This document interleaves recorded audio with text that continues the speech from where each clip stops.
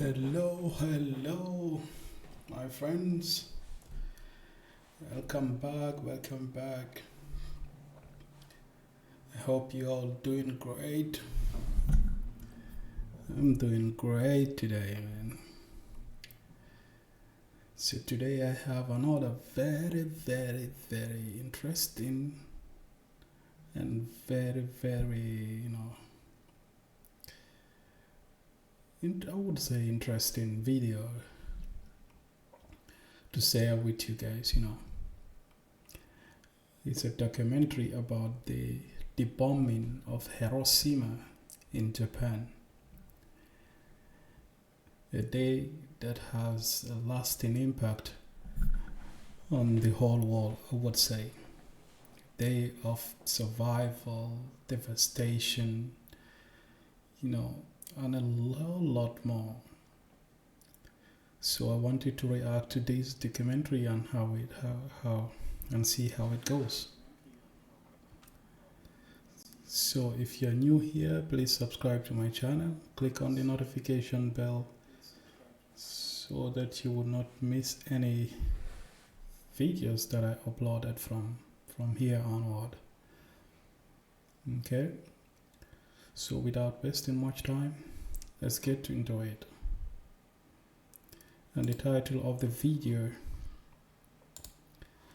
is Hiroshima, the day the sky fall. So let's see how it goes.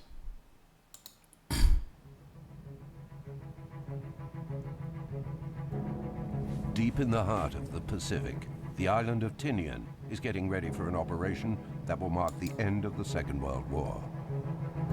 In total secrecy, a completely unknown weapon is loaded aboard a B-29 bomber.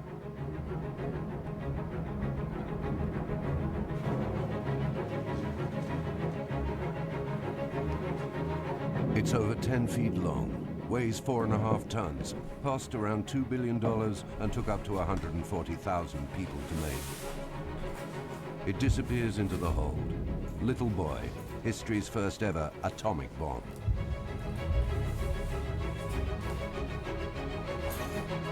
At 2 in the morning, an elite team climbs on board the Enola Gay.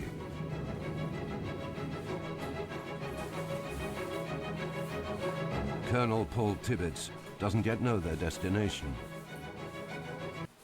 Das ist Thomas. Früher musste Thomas zum Arzt, wenn er Medikamente brauchte. Heute bestellt er einfach online bei Dr. ABC. Früher musste Thomas ganz viel warten. One possible target is Hiroshima in the west of Japan. In this one final attack, America claims it will end the war with Nazi Germany's ally, Japan. For the land of the rising sun, Hiroshima is a base of great logistical importance and home to garrisons of up to 40,000 soldiers.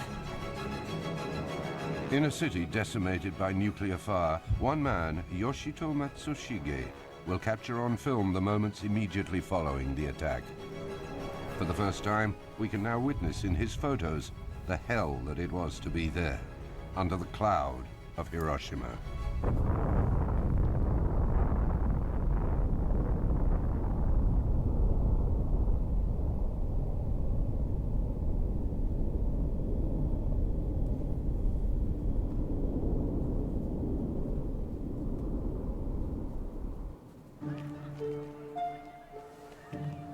It's Monday the 6th of August in Hiroshima. And for its 350,000 inhabitants, it's the start of a lovely day. It's rush hour. The trams are packed with people off to work. The kids are on their way to school. I was on the second floor of the Savings Bureau. We opened all the windows facing the street full of trolley cars and said, "What a fine day." In the morning, I had breakfast at my usual restaurant. And just as I was about to leave, 3 underclass men came in. That day, I didn't have any summer holidays.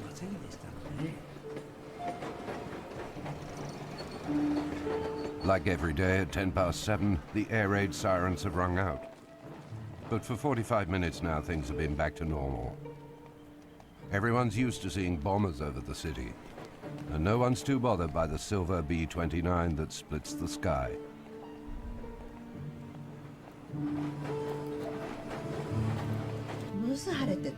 It was a bright sunny day.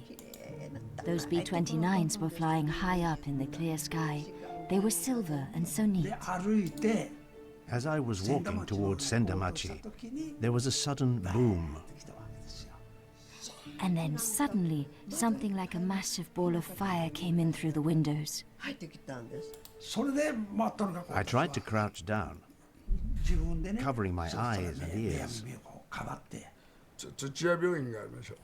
Right over the Tsuchiya hospital. I saw the bomb as it dropped.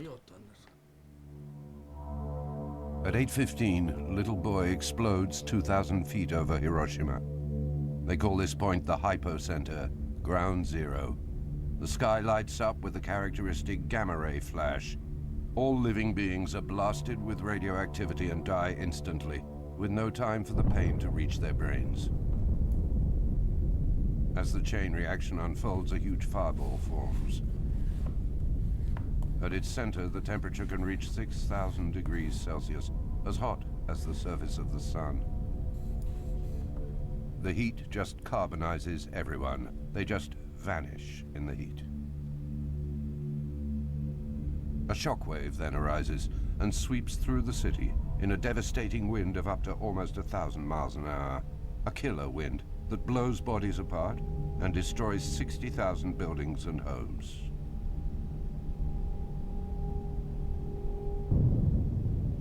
In a whirlwind of wind, steam, and radioactive particles, a mushroom-shaped cloud forms, towering 7.5 miles high over Hiroshima.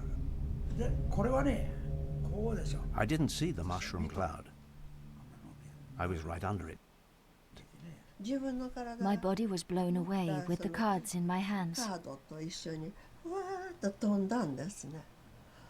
Next moment, I lost consciousness. Obviously, I was knocked unconscious. When I came to, it was really dark. I couldn't see 100 meters in front of me.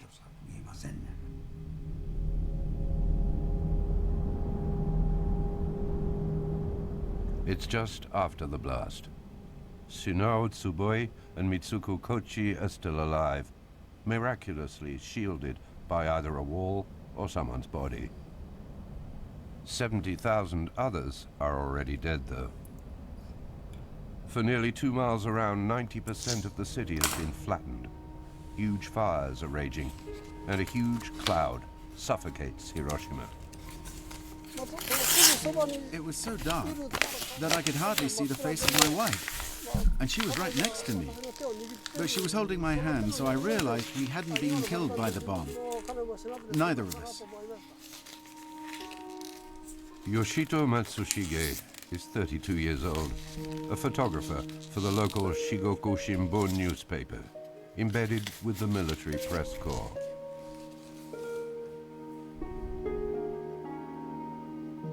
When the bomb goes off, he's less than 2 miles away from ground zero, at home with his pregnant wife.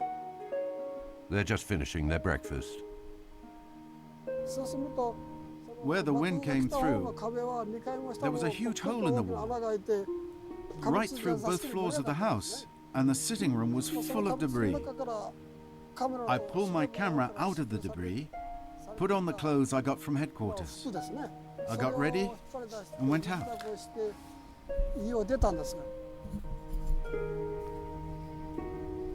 Yoshito wants to get to the center of town, but the shockwave has completely leveled Hiroshima.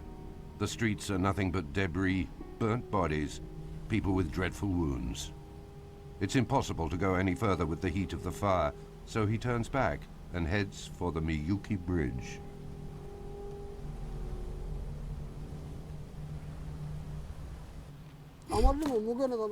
It was such an awful scene that I just couldn't press the shutter. Not for at least 20 minutes. I eventually took a photo, then went in a few feet closer for another. But the viewfinder was clouded over with my tears. I still remember that to this day. It was just hell.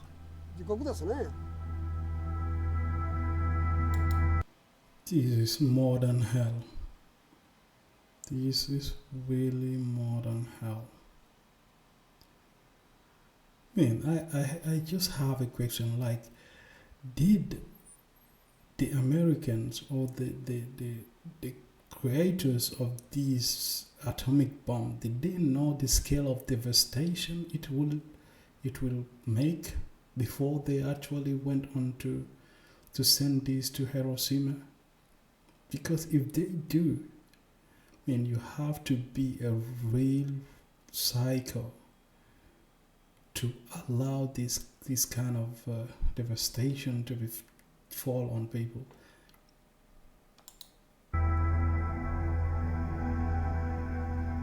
Here they are, Yoshito Matsuhige's 2 photos on the Miyuki Bridge, taken on the 6th of August 1945, just 3 hours after the bomb went off. They're the very first photos to show so clearly the victims of the first atomic bomb in the history of mankind. There on the bridge, he realizes how lucky he has been, and just how violent the explosion was. He will write in his memoirs that he was born to be there at that moment. The wounded, all their eyes were fixed on me. It was as if they wanted me to tell the whole world what was happening to them. Was it cruel of me to photograph them, or was it the best thing I could do? I was in terrible conflict. This week's deal, 3 top games with lower prices. Just search for the game, pick the best deal. Matsushige's photos, preserved here in Hiroshima at the Shigoku Shimbun press offices, should never, in fact, have existed. In Japan, during the Second World War, it was an offense to photograph events that were bad for public morale. But unbeknownst to the authorities, the forbidden photos were circulated. The negatives were seriously deteriorated, and they might well have disappeared. But in the 1970s, painstaking restoration work saved them from oblivion.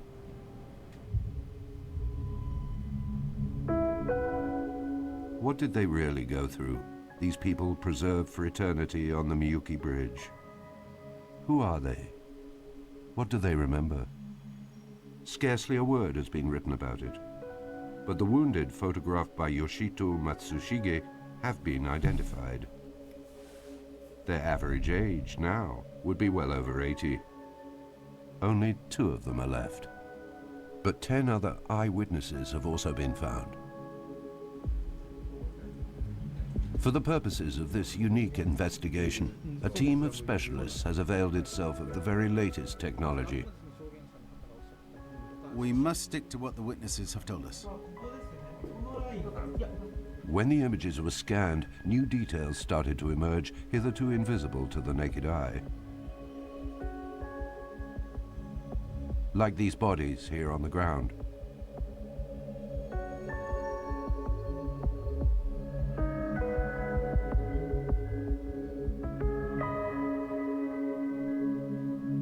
Or this parapet blown away by the explosion.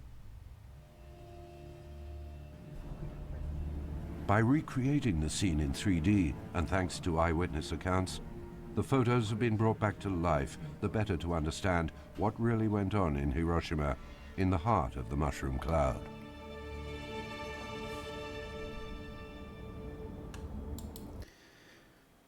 This is just heartbreaking to watch, man.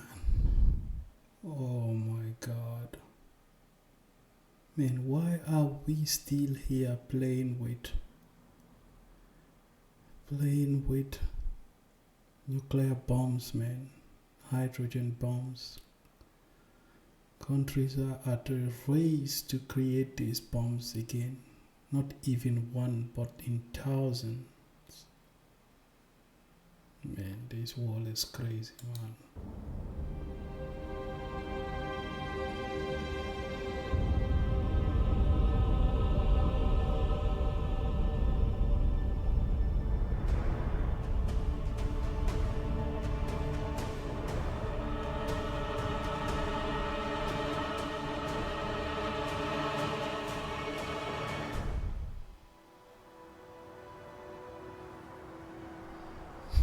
Hiroshima means the big island. It lies beside the Pacific Ocean. The many branches of the river Ota also wind through it. It's almost like a floating city, but when it gets so hot that all that water starts to boil, there's no way out of the trap. In the midst of all the frenzy, the Miyuki Bridge played a vital role for the survivors. It stood right at the edge of the fires that raged after the bomb, a mile and a half from the hypocenter.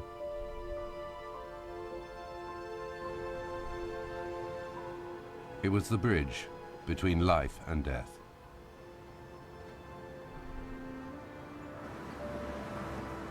On the Miyuki Bridge, Matsushige's photos are now part of an actual monument. The time has now come, though, for them to yield up their secrets. The survivors arrive at the Miyuki Bridge bearing all the scars of what they've been through in the explosion. The young girl next to the little boy looks like her hair has been burnt. Another's clothes are in tatters and her arms exposed. Off to the side, the people are all barefoot. Did they flee like that, with no shoes? Or did they lose them as they ran? If you put the photos side by side, you notice one figure that appears in both. A young girl in school uniform. Her name is Mitsuko Koshi. Here in 1945, she's 13 years old. She's in her second year at Hiroshima's business school for girls. She's under a mile from ground zero. Today, she's over 80. She still lives in Hiroshima. Mitsuko Koshi remembers everything about Monday, the 6th of August, 1945. In the photo, she's wearing the scarf given to her by her cousin, who works at the Yamaguchi police station. It's not part of Hiroshima's regular school uniform. Her sleeve is torn, and she's bleeding profusely.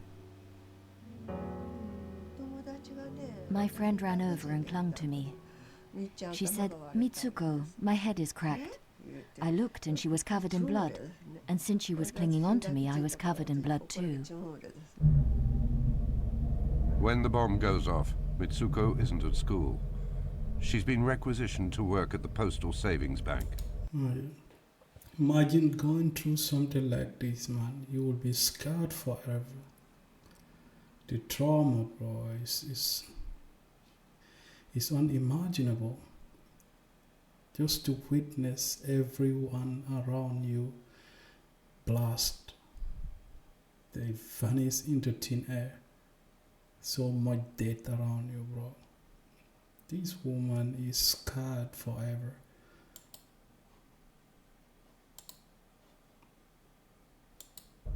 The shockwave hits the building at 160 miles an hour. The building withstands it, but all its windows are blown in, and the flying glass seriously wounds Mitsuko and her friends. The building is right at the heart of the huge fires that follow the explosion. 6 of the young girls somehow make it, badly burned, to the Miyuki Bridge. Mitsuko Koshi is overwhelmed by what she sees there. No one was talking. I didn't see anyone talking. Everyone was in silence, facing downwards. Some were crying in pain. Everyone looked like monsters. Some got burnt on their faces. That looked terrible. He didn't look human. Half his body was covered in blood. Anyone not fully clothed ended up naked. They were everywhere, all black, their clothes in tatters. They might have been a bit embarrassed, but it wasn't the moment to be prudish. For the 13-year-old girl, the Miyuki Bridge is like an antechamber of hell. Gönn dir Sommer, Sonne, Energy. Nimm Zucker, wenn du alles willst. Oder Zero, ohne Zucker, aber immer 100% Geschmack. What Mitsuko Kochi tells us she has kept deep inside for over 70 years. A woman who was holding a child. She had her hair held up in a hair elastic. I suppose she was the older sister of the child. She was screaming and swirling around holding a charred child in her arms. I felt so sorry. The child was dead.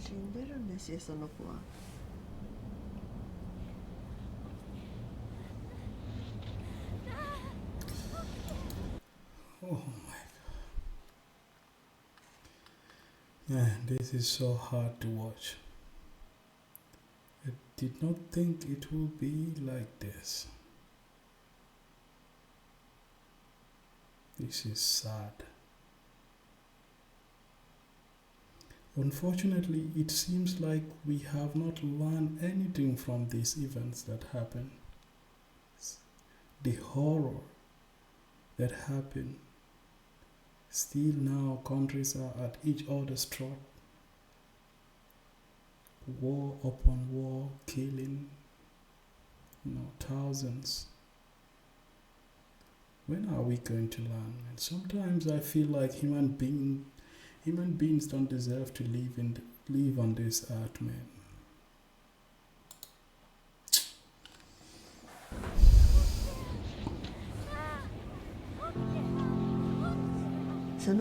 She cried out a name, the child's name I guess, and said, "Wake up, wake up." Of course the baby never woke up. All we saw was a charred body.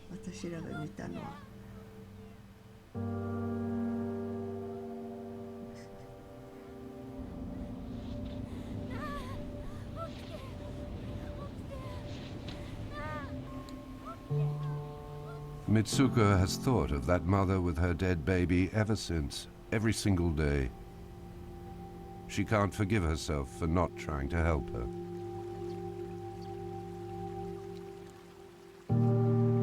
Confusion reigns on the Miyuki Bridge that morning of the 6th of August. These women have to be the strongest human being I have ever seen, man. Physically, emotionally, she have to be the strongest, boy. You witness such thing and you live that long with that, kind of guilt. She is strong. It is 3 hours since the bomb went off, and the wounded are crowding in, wanting to get across to escape the heat of the city center.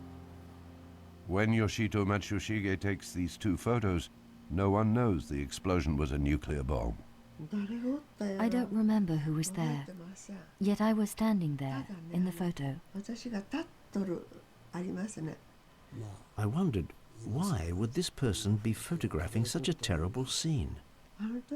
At that time, a man in national uniform with a camera in his hands.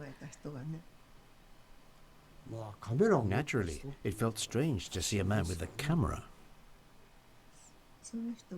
I remember he asked me, "What happened to Hiroshima?" So what really does happen that morning in Hiroshima, under the cloud? Witnesses tell us the wounded arriving at the Miyuki Bridge are parched with thirst. Some of them throw themselves in the river, trying to cool off and soothe their wounds, but exhausted, they drown. The ota fills up with bodies. While up on the bridge, in deathly silence, everyone just waits. But for what? That man in a cap in front of Mitsuko, what's he doing? Why is this man touching his feet? And this container, what's in it? And there, a man lifts his head, looking for something. He appears to have a shaved head. What is he waiting for? That is Mr. Tsuboi. He is the other person in the photo who's still alive. His testimony is precious because he knows exactly what everyone's doing there on the Miyuki Bridge. Mr. Tsuboi's face still bears the scars of the 6th of August 1945. He was 20 years old. On that day, he's just had breakfast with some friends and is walking along the street. When the bomb explodes, he's 3/4 of a mile from ground zero. The radiation burns his face. His back is bleeding, and he looks for medical aid. In the street, he sees one man holding his own intestines in his hands, another with his eye hanging out. In the face of all this horror, he gives up on getting to the hospital and heads for the bridge. According to Mr. Tsuboi, everyone on the bridge had come there to tend to their burns. They'd brought rapeseed oil there. It's a cooking oil. You couldn't put it on everyone. So people were daubing themselves as best they could, with their arms in the bucket. So that canister on the ground is full of oil, an emergency first aid remedy for burns. The man in the foreground with a cap and in uniform, Mr. Tsuboi tells us, is a member of the civil defense who'd been instructed to treat burns cases in this way. Further back, in a uniform of a lighter shade, another man from the temporary first aid post is doing his best at this thankless task.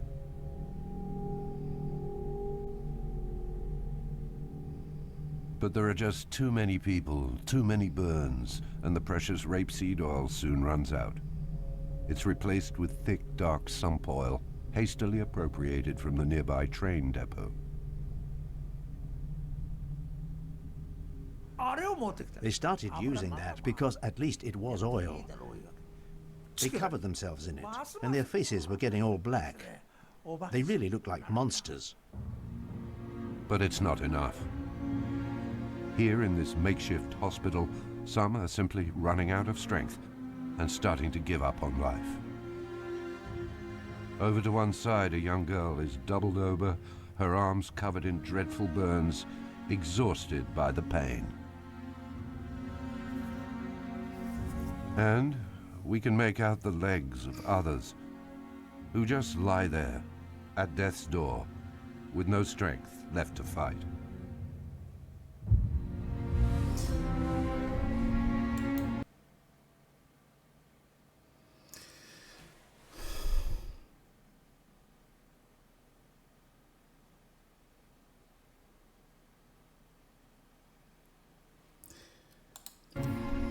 I have to take this in, man. There was nothing more to be done. Those who were going to die, died. The others kept on living. Grip, stability, precision. That's the essence of driving. Lawfin. There on the Miyuki Bridge, Mr. Tsuboi feels his end is near. His identity papers are all burned, so he's worried that if he dies, his body will never be identified, never return to his parents. As the dying people around him look on, he scratches a message on the bridge with a stone. Thinking my life will end at 20. It was a lonely feeling. Thinking no one will help me, I wrote, "Tsuboi is dying here."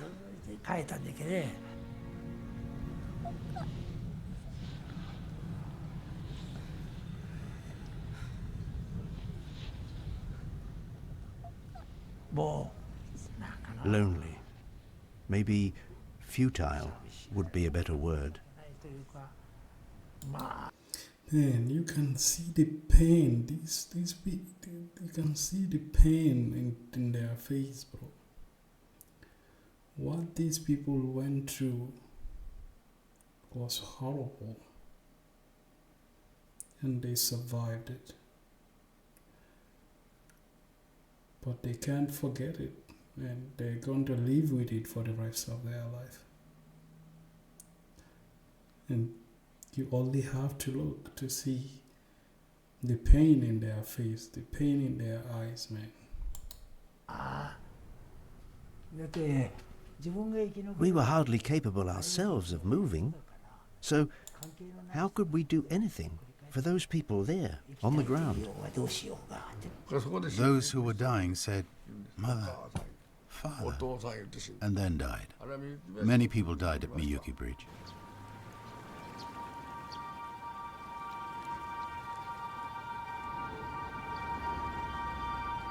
Many people came to the Miyuki Bridge in search of aid and of comfort.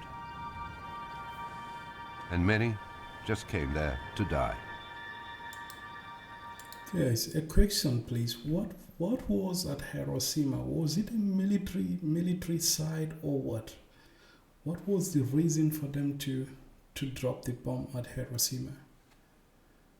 Because I don't understand. If it's just a civilian town, why would someone just throw a... I understand it's a world war, but man, why would someone throw an atomic bomb at a place where civilians are residing? This summer of 1945, the children have been sent away from the city for fear of bombardments.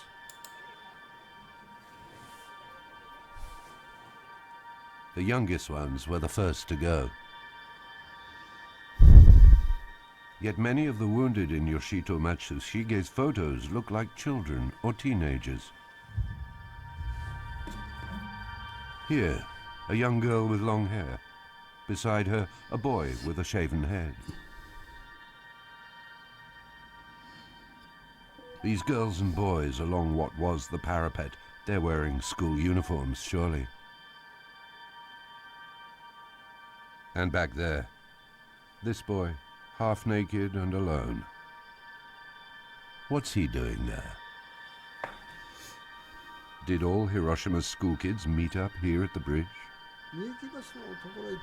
On the Miyuki Bridge, I don't remember who was sitting alongside me, but they looked like schoolgirls and boys. Maybe 7th, 8th graders, judging from their satchels. Most likely they were college students.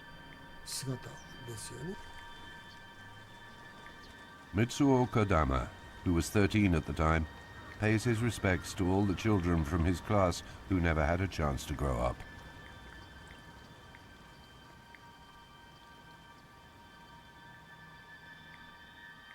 The bomb goes off just half a mile from his school. Like all his classmates, he has terrible radiation burns and he faints. But the fact that there were schools back at Ground Zero doesn't of itself explain the large number of children on the Miyuki Bridge.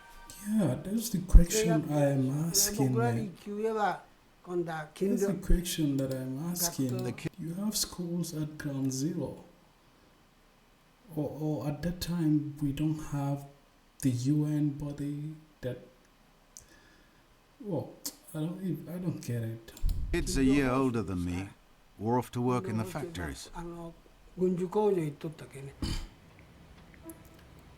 Japan is at war, and the men are all off at the front.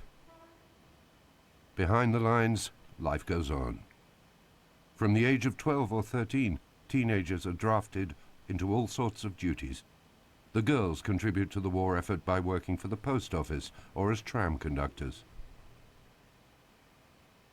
This August, though, Hiroshima's young are needed for a much more important and dangerous task. To prevent firebomb attacks, buildings were being torn down and spaced out. So we were doing something that was totally useless. These young people are working for the army now, retrieving stones from the buildings to build fire barricades.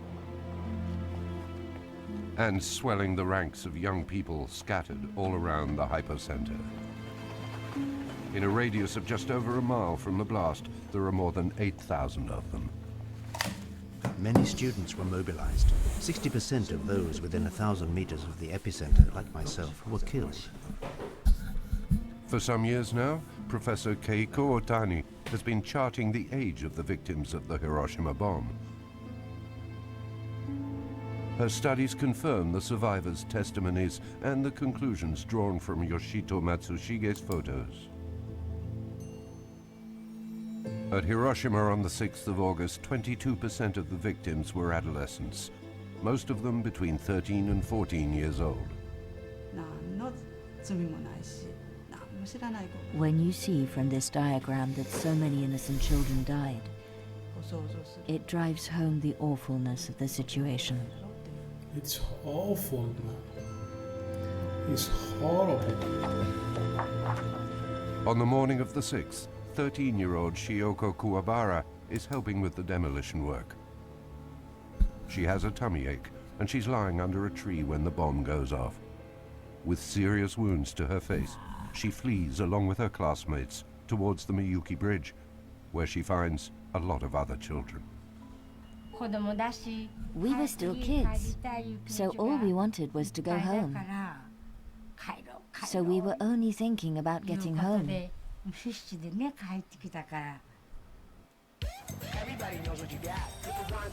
Schalte in den Betano-Modus. Jetzt 400% Ersteinzahlungsbonus sichern und hunderte Slots erleben. Betano Games.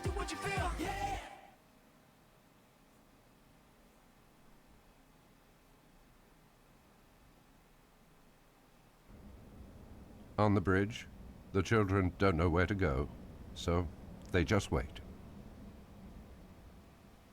I'll never forget what we went through.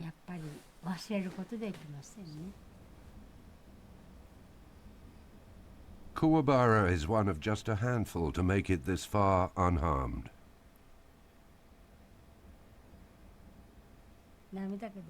It makes me cry when I think of them waiting there for their family to come to find them. I always feel so sorry for them. And it is always the civilians, man, the innocent civilians that always pay for it, man. They are the ones that die, they are the ones that get hurt and all these things, man. The people that actually started the war, declared the wars, they will be at their offices, their house, enjoying and all these things. The civilians always have to pay. How do we make sure that the ones that started the war are in the front line? Because it's definitely not fair, man. It's not.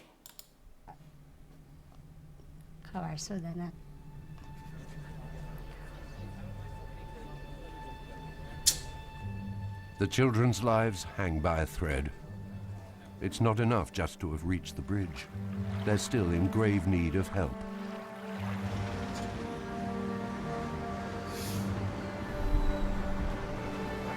For the military, it's out of the question that Japan surrender. In the inferno that is now Hiroshima, their first priority is to save the vital resources to carry on the fight.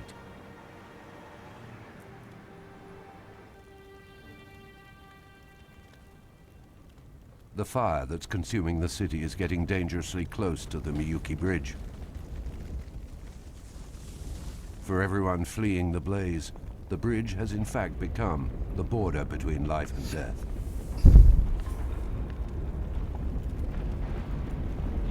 More and more victims of the blaze are starting to arrive. Eyewitness testimony has made it possible to reconstruct what's going on around the edges of Yoshito Matsushige's photos. It's an endless ballet of military vehicles. Relief efforts are being organized to get the burns victims to the hospitals that haven't been destroyed. Goro Takechi is a 22-year-old army cadet stationed in a suburb of Hiroshima. He sees a searingly bright light fill the sky and hears a huge, dull thump. Half an hour later, along with 100 other soldiers, he sets off to help evacuate the victims. When he gets to the Miyuki Bridge, he is shocked by the orders he's been given. He ordered me to give priority to military men. Women and children were not important. Children, women, and the elderly were considered weak. How stupid could that be, bro? Women and children are not important. So only young men were allowed a ride.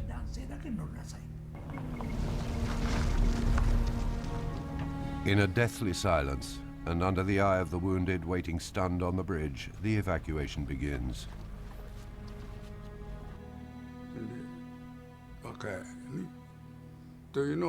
Young soldiers were still a valuable part of the war effort. And I think that's why this order was given.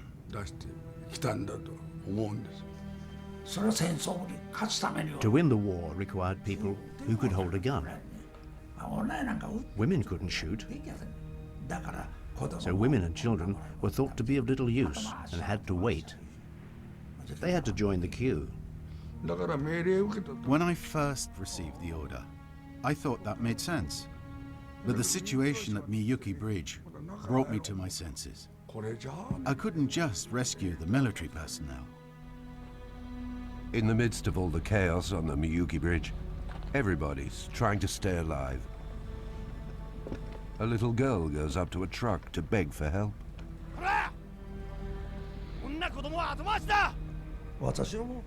I still remember his voice. It was stern and without compassion. It really scared her that he shouted at her, and she started crying. She was just a little thing. And then she rushed off. Alone, no idea where she's going. The girl heads back into the blazing heart of the city. There were flames everywhere, and I could see the whole city burning up. What happened to her? She died, of course. Even adults.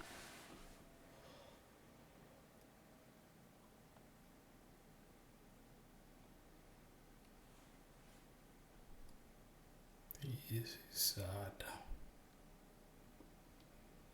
This is really, really sad.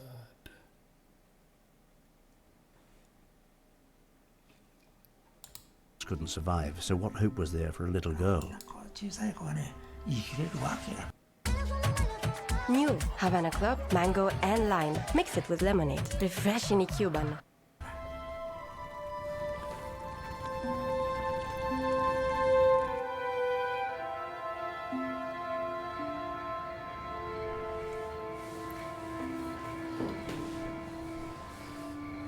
How many children came to the Miyuki Bridge on that Monday, the 6th of August, only to disappear again, like that little girl who's forever burned into Mr. Tsuboi's memory.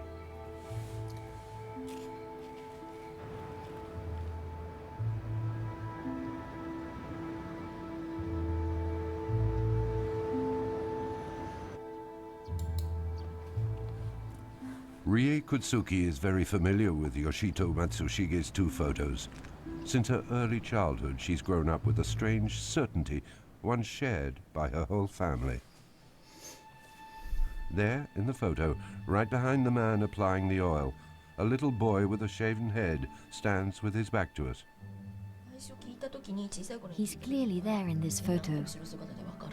So why did he never make it back? I was told my grandparents heard the same question from people many times. For the whole family, there was never any doubt. This boy here is Uncle Akira. His unusually shaped ears are the indisputable proof. He's never been found. But one day my grandmother came across this famous photo, and she recognized her son, Akira, even from the back.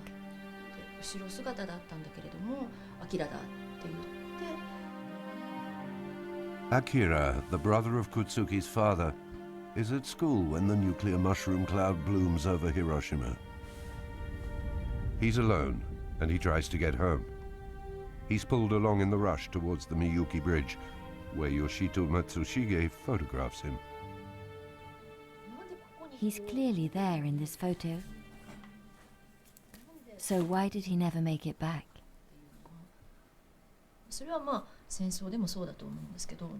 When a huge number of people all die at once, you can never know what happened to each one of them.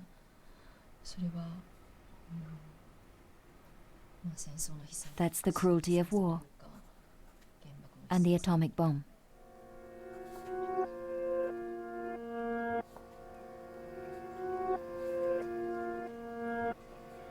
Hiroshima, An entire city wiped out in a fraction of a second.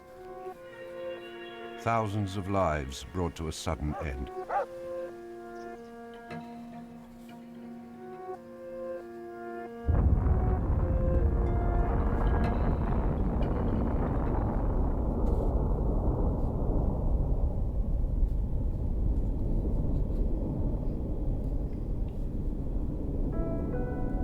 Bit by bit, thanks to the photos of Yoshito Matsushige, it's been possible to trace how events unfolded that Monday morning.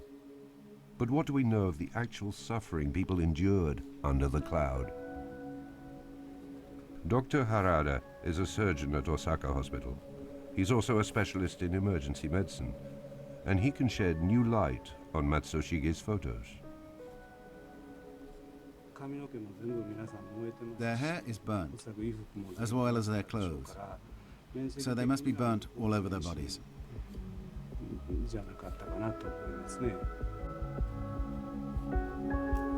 A series of details strikes him straight away. In Dr. Harada's opinion, all the victims in the photos show characteristic symptoms of very serious burns.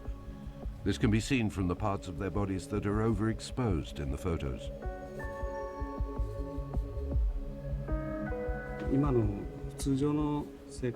It's not the kind of burn you get today in the normal course of our lives. When a person is exposed to radiation from an A-bomb, the skin absorbs the rays and gives off heat. And the burns are all the more intense because the victims were lightly dressed for a summer day. So many parts of their bodies weren't protected by clothing. So, it was a very deep and serious burn. That was a surprising revelation. Indeed, when an A-bomb goes off, the temperature will cause hair to frizz. The skin is burned very deeply. Very rapidly, enormous blisters form, which then burst, leaving the flesh exposed. The nerve endings are thus in direct contact with the air. The pain the people suffered would have been the worst pain a person could ever experience. They were saying, "Mummy, it's hot, with their hands held out. There were people walking like this, with their hands out. They were walking slowly, but walking. I was wondering why their clothes were hanging off their arms. But in fact, it was their skin. That's what I found out at the hospital. The skin had peeled off. The reddish flesh was exposed, and that too was burned.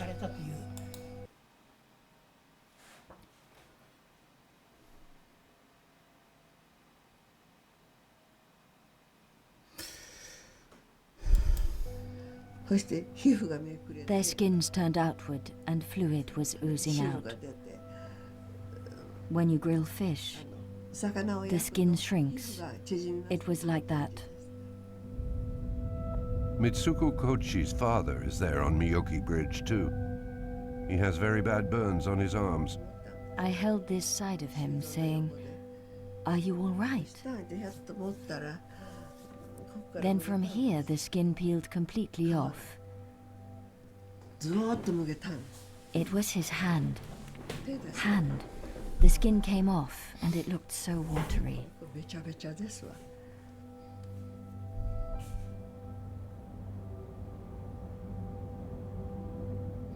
Mr. Kochi's burns are characteristic of burns from a nuclear weapon. The heat of the explosion burns everything in its path. Its power is such that it leaves imprints of things on the ground, on the walls, like the shadow of death.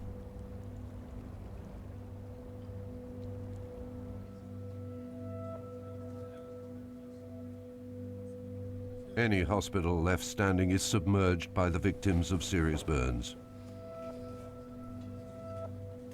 The effects are beyond the power of human imagination.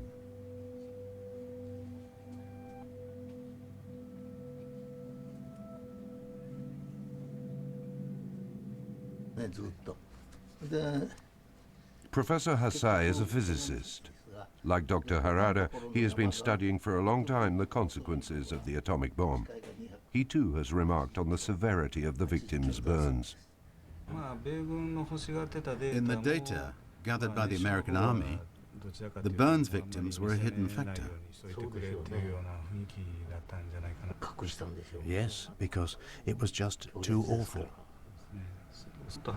If this had been made public before, the US and the whole world might have reacted differently. Wartezimmer war gestern. Heute hast du Dr. ABC. Bestell dein Rezept einfach online und lehn dich zurück. The thing about this atomic bomb is the aftermath of it, because the radiation affects the even the genes within our body, and that goes a long way, man. It changes our genetics and so forth. So the aftermath of it is even more devastating. But the US prefers to keep quiet about suffering on this scale. What they want is to recuperate all their huge investment by developing the civil applications of nuclear power, and that means not scaring people. For a long time, all their studies on the effects of the bomb remained confidential. What these studies show are the victims of keloids, a type of scarring characterized by extensive growths of flesh. It's a symptom presented by almost all the burns victims from Hiroshima and Nagasaki as well. Several reports have shown that outside the zone hit by the wind from the explosion, the number of victims who died from burns was considerably higher than the number of those who died instantaneously inside the zone. When Little Boy explodes at 8:15, nobody yet knows what the consequences will be. Oppenheimer himself, the architect of the bomb, estimates 20,000 dead in the first second. There will be more than 3 times that number. Hiroshima, that was spared all the bombing raids, is therefore a reliable choice for testing the destructive power of this new weapon. When in September 1945, US scientists arrive in Japan with the occupying army, they seize all photos, medical... Guys, is Hiroshima still radioactive like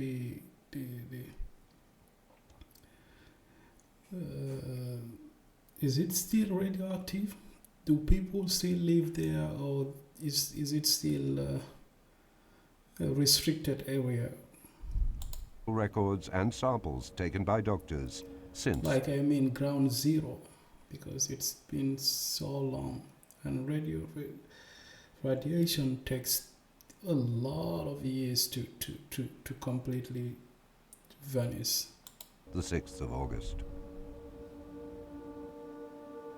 To handle all this information, an atomic bomb casualty commission is set up. Under the cover of medical care for the people of Hiroshima, a great deal of information is collected, all intended for a proper inquiry into the effects of the blast. Everything is noted down, photographed, archived, and classified top secret by the US military. Beyond the confines of the ABCC, Japanese doctors are under permanent surveillance by US military police. They're not to ask too many questions if they don't want to lose their license. Oh my God. Throughout the whole Hiroshima region, the burns from the bomb are filmed.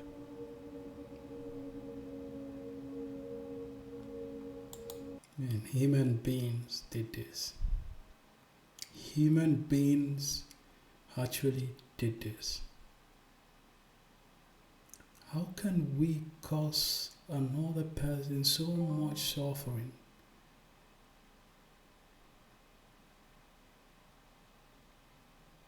So much pain.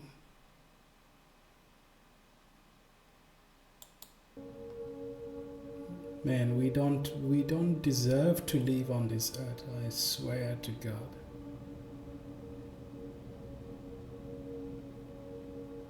But sometimes mere images are not enough. Kochi's father too turns to the ABCC. When he dies, his son wants to recover his body. My brother asked me to contact the ABCC, and I found out that my father's body had been preserved in formaldehyde. He'd been dissected.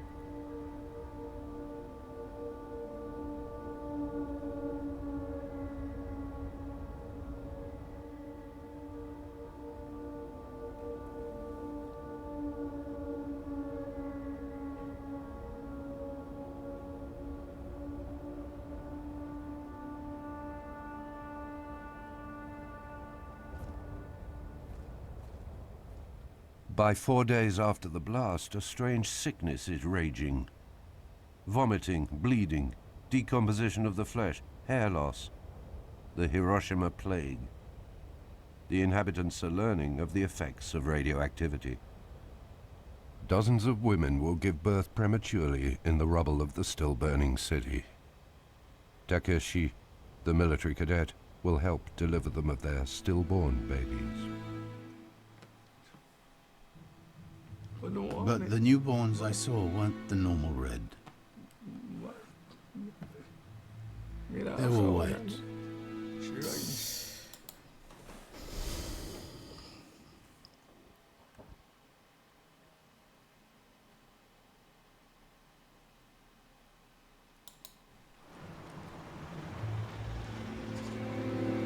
They have a name for the survivors of the Hiroshima and Nagasaki blasts. The hibakusha. They're suffering from burns, but also from the effects of the radioactivity, cancers, leukemia. In Japanese society, to have the status of hibakusha gives you access to a pension and to free medical care, but it soon turns on the victims. People are afraid of the hibakusha. The women will give birth to monsters, the men are all sterile. Already suffering the guilt of still being alive, the victims find themselves having to hide away or to keep their terrible secret for fear of being ostracized. This, in the truest sense, adds insult to injury. A third person in Matsushige's photos prefers to remain anonymous. This woman is still alive, but she doesn't want to be named. I didn't want anyone to know either. But my brother insisted because our father is in the photo.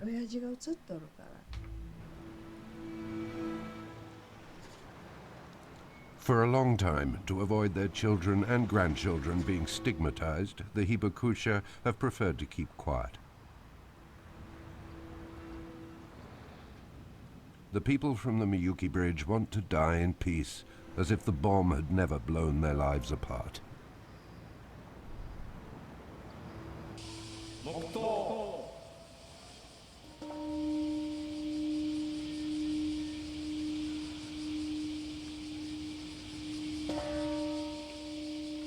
Some people need to forget, others need to remember.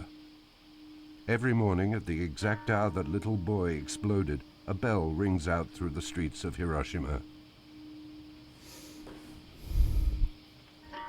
And every 6th of August at 8:15 a.m. the whole city shuts down and welcomes people from all over the world to celebrate peace.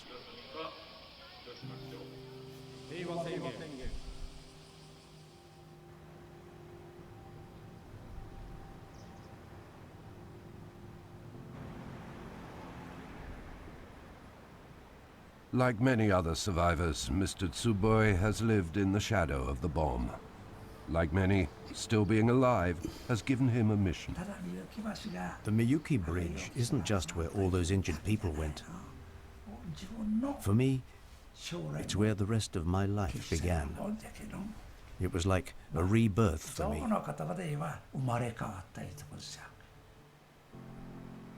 On the Miyuki Bridge, in an instant, Tsuboi, Koshi, Nishioka, Kodama, and all the others lost their innocence.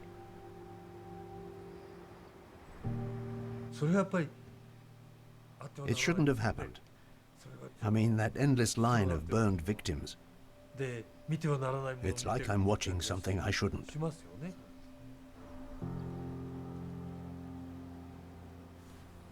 And like Takeshi, they all want their lives after the 6th of August 1945 not to have been in vain.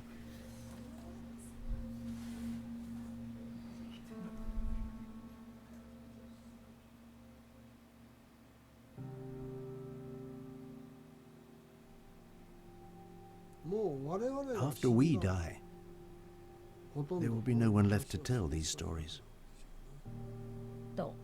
I have to do whatever I can do, as long as I live. To pass it on to the young, it has been my duty to remember it all and collect all the documentation I could.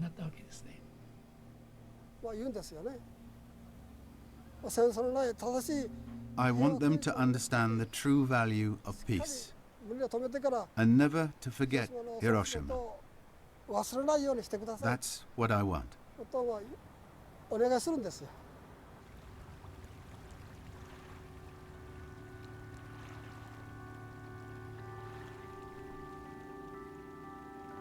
Yoshito Matsushige passed away in 2005, but these photos are now part of our collective memory. They are a homage to the 210,000 victims of the Hiroshima bomb, as well as the one that fell on Nagasaki 3 days later.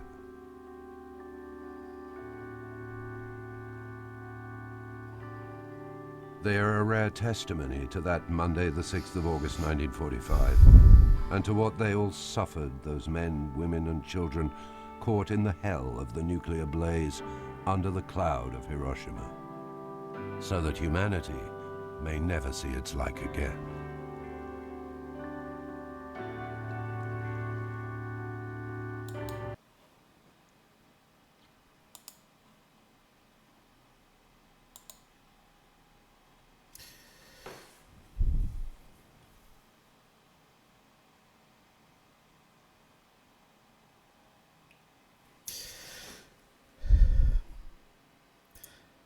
I am honestly out of words.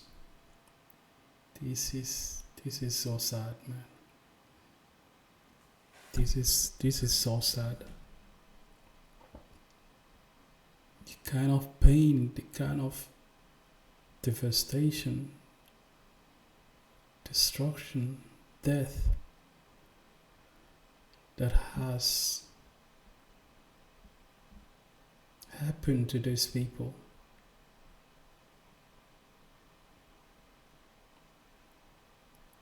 is unimaginable, and you cannot measure it.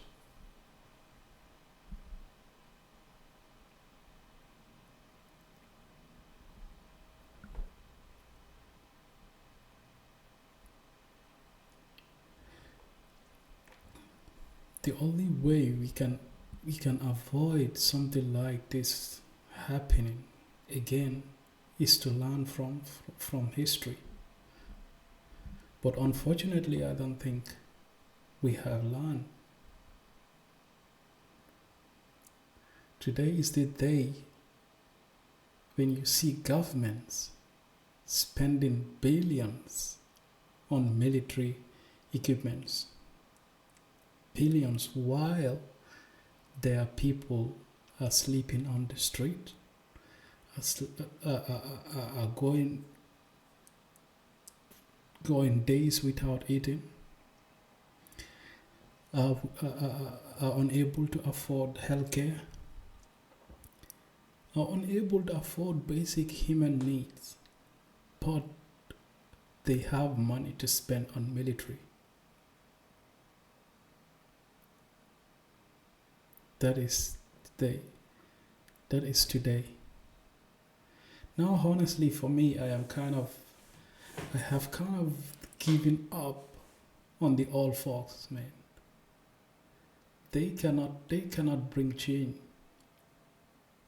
They cannot bring change. These documentaries should be played at school to children, so that they grow up to know the history and a way to avoid such kind of thing from happening again. But unfortunately, we haven't learned. We are at each other's throat every day. Every day, man.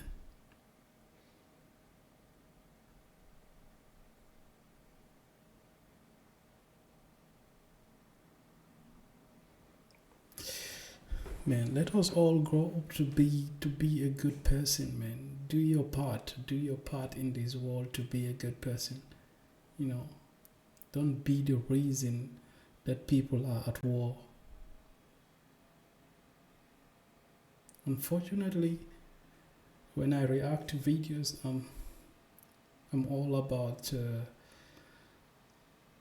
how entertaining it is, but unfortunately this is a very, very sad story, sad history, you know.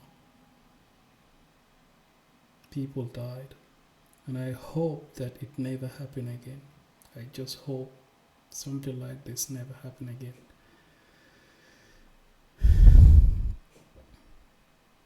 Yeah. Alright guys, there you have it.